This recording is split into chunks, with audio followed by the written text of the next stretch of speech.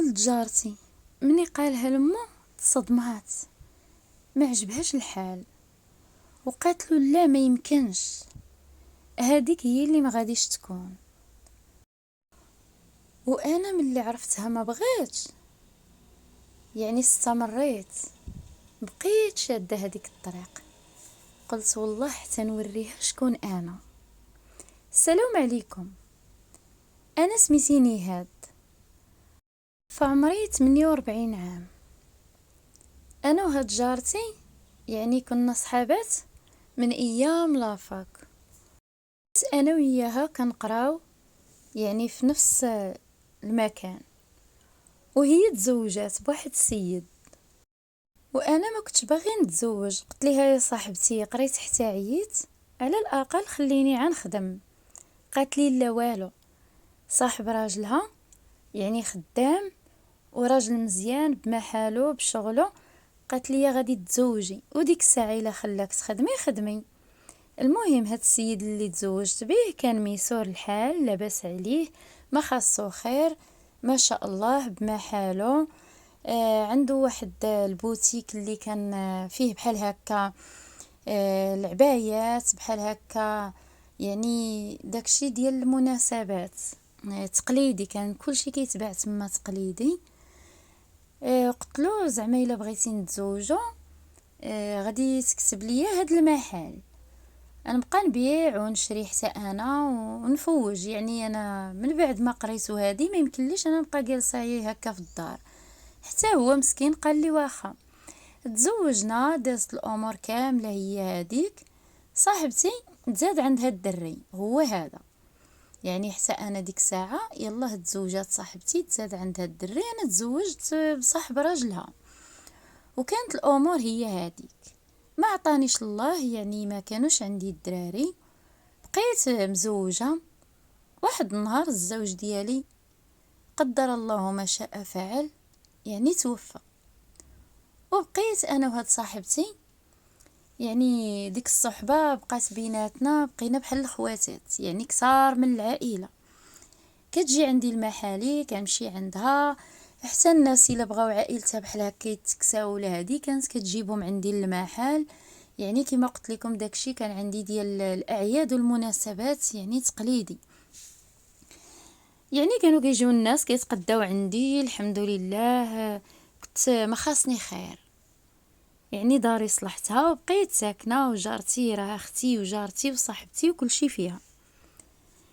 يعني ولدها ما شاء الله قرا وتوظف، وجا واحد النهار قال الام ديالو، يعني هو كانت عنده واحد السياره هكا، كان مسكين كيوصلني للخدمه. وقت ما كان دايز كيقول لي ودي هانتي ها السياره ركبي. قلت لكم كنت كنمشي لخدمتي، يعني المحل ديالي ديال البيع والشراء خدامه فيه، وهو كان موظف، وكان تقريبا يعني الوقت اللي كيخرج هو من الخدمه ديالو كيدوز عليا كيقول لي يلا هي الا كنتي غاده انا نوصلك، انا ساكنه حداهم يعني ولد جارتي. هي هذيك دازت الايام وجات الايام. واحد النهار قال لي رانا باغي نتزوج، يعني قالها لي مباشره، مسكين ما قال حتى شي حاجه اللي خايبه. الولد مربي معقول ما شاء الله عليه، خدام برزقه، يعني بمحالو بسيارته. مني قالها الام ديالو جاتها الغيره، قالت لك ما يمكنش. قالت لي انتيا شارفه وانتيا قدي وماشي قد ولدي. قلت لها شوفي، راه الانسان وشكون بغى، راه ما فيها لا شارفه ولا صغيره. انا في عمري 48 عام، في كاين المشكل حتى ولدك تبارك الله، يعني راه حتى هو ما شاء الله راه قريب 28 عام، فايته فعلا ب20 سنه. وزعما في كاين المشكل، انتي مالك؟ ياك انا صاحبتك واختك وعائلتك وكتبغي لي الخير، مالك يا صاحبتي درتي هكا؟ قالت لي ما يمكنش، وما بقاتش كتهضر معايا، وقالت له ما تبقاش تركبها، وانت لا باقي تديها في ديك السياره انا ما نعرف شنو غادي ندير. وما عجبهاش الحال، ولكن ولدها قال لها شوف ماما، انتي راكي الام ديالي، انتي عائلتي وكل حاجه في هاد الدنيا. علاش هاد السيده شنو دارت لك؟ يا كانت صاحبتك، كانت اختك، فيها العائله كامله. والاب ديالو الله يعمرها سلعه، قال له شوف ولدي، يعني تصرف بعقلك ودير الحاجه اللي بغيتيها، انا ما غاديش نقول لك لا. صافي ما بقاش ساكن مع الام ديالو، شرا واحد البارتمان، اتتها قادها. قال لي شوفي، واش انتي فعلا باغي تزوجي؟ قلت له انا ما يمكنش، الام ديالك ما باغياش وانا ندير حاجه بحال هكا، لا. دازت ما عرف شحال، ما بقيتش كنشوفه. واحد النهار وانا كندوز، قلت له مالك ياك لاباس؟ ما بقيتي كتسول، ما بقيتي كتهضر. قال لي انتي ديتي راي الناس. قال لي علاش منين انا بغيت نتزوج في كاين المشكل؟ قلت له راه الام ديالك ما بغيتكش زعما يكون لك معاها هكا الصداع. قال لي ماشي شغلك، واش باقا باغي تزوجي بيا؟ قلت له شوف خليني نفكر، نمشي لمحالي ونفكر. مشيت صراحه، فكرت مزيان، لقيت زعما ما كاينش شي حاجه اللي هي خايبه، ولا شي حاجه اللي غادي تغضب هاد الام ديالو، ولا شي حاجه اللي غادي تغضب الله سبحانه وتعالى. لقيت هاد الشي هذا راه زعما ما كاينش مشكل. سولت حتى الناس يعني اللي كيعرفوا، قلت لهم ها شنو، قالوا لي ما كاين حتى مشكل، حتى انتي بغيتي ديري يعني عائلتك وتكوني راسك، في كاين المشكل.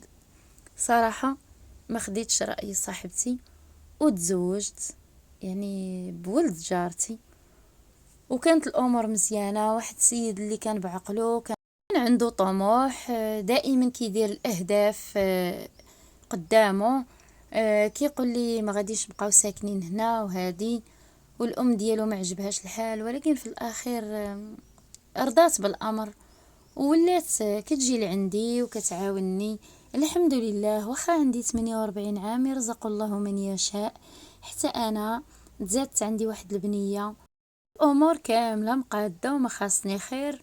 وهاد صاحبتي الخير اللي لقات فيا انا كنت زوج ولدها بشي وحده اخرى ما غاديش تلقى بحالي. انا هي كانت اختي وكانت صاحبتي وكانت كل حاجه.